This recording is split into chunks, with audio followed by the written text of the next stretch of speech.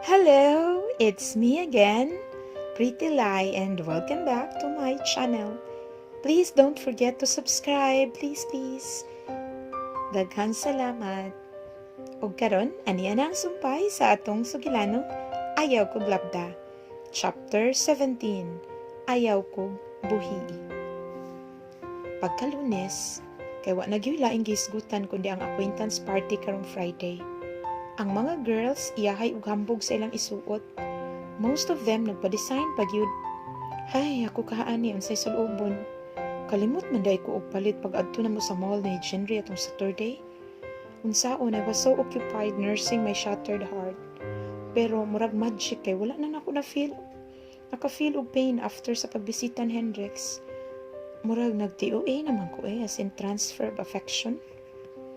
Gasugat min kalil ganina pag-recess. Lami gyapon kayo siya og smile, pero wa naman ni palpitate akong heart.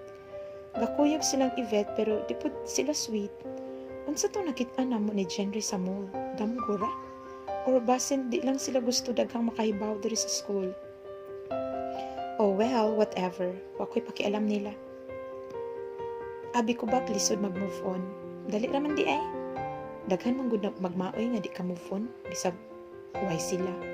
Inuoy ra gyud di ay na ilaha mga besh na. After recess, nag-test Miss Math. Ay, maka-inspire gyud ni si Sir Rowan bisag lisod kaayo kay maning kamot gyud ka og answer. Uwawa oroy og hagbong ka. Gwapo kayo ang maestro. Unya, maayo pa gyud mo tudlo dayon maluwes imong score. I-announce ra ba dayon ng sir og kinsay wa kaabot sa cut-off. Ay, kauwaw. Og si Hendrix, as usual, di kayo may istorya, pero I often caught him staring at me. Usahay, kay kaliton lang niya og bira akong buhok. Iniglingi na ko kay gangisi, murag nahimuot ug maayo sa iyang gibuhat. Ako na lang gipasagdan kay ganahan man sagto. Umiikat si ate ninyo mga dash. After sa last bell, unexpectedly kay nikalit og storya nako si Hendrix. Let's go. Ha? Asan ta? Nakoy practice eh. Exactly. I'll take you there before kumadto sa dance studio. Ay sus, no need eh. Kadumdum ra ko. Don't be stubborn, cutie. Tara na, where are your things? Unsa daw? Ako, cutie? Pwede mo tumbling mga besh? Gikuha pa yun niya akong books o binder kay Sharay Muda. Why so sweet man ha, Hendrix? I'm kind of falling na gyud. Kuya, og madakdak ko, kay dili ko niya sawon. Kalma lang, Yumi. Ayaw kayo pag-assume. Pwede ra kakiligon og light. Ako na'y modalaan na, gaan raman. Really? But if si Siegfried, okay lang. Tss. Hala, naguba og kalit iyang mood, mga besh. Lain na, nag-jelly lang. Ay, kakilig ba? Ay. Ha, selos lang. Hala, dalhan na tanan. While naglakaw mi kay tutok jud kayo ang mga girls nga among nasugatan og nagian. Lain kay sila tinan-awan ako. Wow, what if wala si Hendrix? Unsa ka kun ani nilan? Hendrix, babe, let's go to practice together. Moiren purred, murag yun og iring nanguwag. Nikalit lang og apod sa mga atubangan. Then she linked her arms sa bukto ni Hendrix. Wa tuod ko niya biklaron pero mura rasad ko og wa ni exist. Kita siyang kuyog ni Hendrix. Ni kumpayot gyud. Ew, so cheap. Niuna ko glakaw nila pero wapagani 1 meter ang gilayon gigunitan na ni Hendrix sa kumbukton. And where do you think you're going, Yumi? And you, Moirine, get lost. Agoy kaisog og tingog. Paglingi na ko kay di madrawing ang naong ni Moirine. Wa gulo siya ga-expect nga ibaylo siya ni Hendrix over me. Sorry, Kazay. Wa tay mahems ana. The boy is mine. Wahahaha. Ug aron di na jud ko kabiya niya, iyang gigunitan akong wrist. Di pod ingon nga ga-holding hands me kay siya man nigunit nako. Ay, laban mo ana mga bash. Phew, tahasas akong buhok Ako mong natumban. Asa ta? Uy, di man ni padong music room. We'll drop by my locker and leave your things there. Ayaw na, dalhon na nako. Mabitaw na nako gibilin sa akong locker. I insist, hapiton na nato inig uli. Unsa ko no? Hapiton na mo inig uli. Meaning, magdungan mi og pauli o mao. Hala, grabe na this. dili na nako carry mga besh. 2882. Unsa na? Numero sa loto? Kuwang, oy. Dummy. It's my locker's code. And why are you telling me this? You're so slow, cause your things are here. Oy, what if na mawala din ha? Unya ako imo mapasanginlan. Don't be silly. I know you're not a thief. For now. Unsa daw? Murag yun, may something nga hidden meaning sa gisulti. I just can't point out the unsa. He just gave me a smug smile, then gi-close na niya iyang locker. O gigunita na po niya og balik akong wrist. Kaklingi sa dani niya, oy. Hadlok man ang makabuhi ko.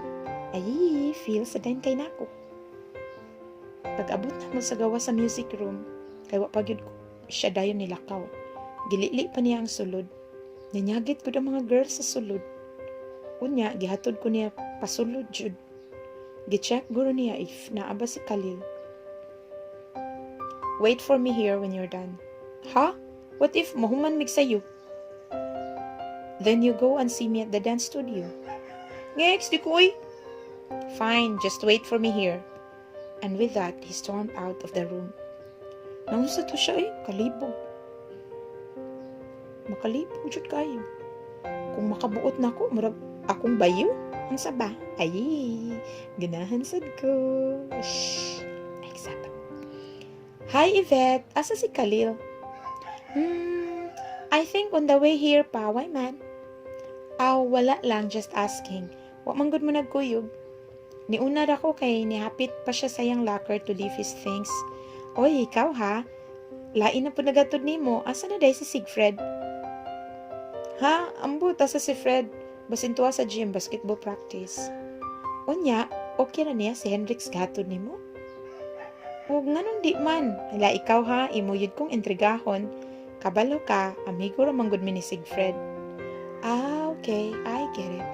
So, ang boyfriend jud nimo kay si Hendrix. Am I right? Wrong gyapon ka. Di po ni uyab ni Hendrix, eh. Really? So, what are you good diay? I haven't seen Hendrix nga magatud-hatod og girl. Like yesterday, I saw you two at the parking lot. Gipasakay ka niya sa iyang car. Did I pwede og friends lang me? Nah, that's unbelievable. We all know nga dili na siya hang out with the girlfriends. If he's with a girl, it's either kachar-char niya or girlfriend jud. So, which one are you? No? As in mauba? Ako na-inform da. Subuot pa sabot, ani, gaduda ng mga nakakita namo nga magkuyog na kachar-char kun Hendrix. Kaya diba ingon ni Sigfred that Hendrix don't do girlfriends. Wow, mao di grabe sila makatutok na ako. Mura di ay ko og new flavor of the month ani ni Hendrix. Naina sa pamati do. Hoy, Yumi, did I say something wrong? Hala, sorry ha. I didn't mean any offense with what I've said. She sounded sincere with her apologies. Bisan og medyo na-offend ko, ni smile na lang ko. At least now I know para dili pud kay ko moasa ba. It's okay, no harm done. Basta there's nothing between me and Hendrix yet. Oh, Khalil, you're finally here. Ikaw na lang gipaabot. Good thing nakasabot siya sa akong gibati. Wala na niya gipursue to nga conversation. Pag-abot ni Khalil, giusab dayon niya ang topic. All throughout practice, kay sige jud og replay sa akong mind ang gisulti ni Yvette. Could it be true? Was she just making it up? But what for? Wapod guro siya na ibog ni Hendrix eh. Mong iya kong gidiscourage. Naanabiya siya ay Khalil. Ay, libuga eh. Wa noon ko ka-concentrate sa practice da. Nagsigi ko og kasayop. Nauwaw ko ni Miss Montero. Hey, Yumi, are you okay? Nidool si Khalil na ako during break.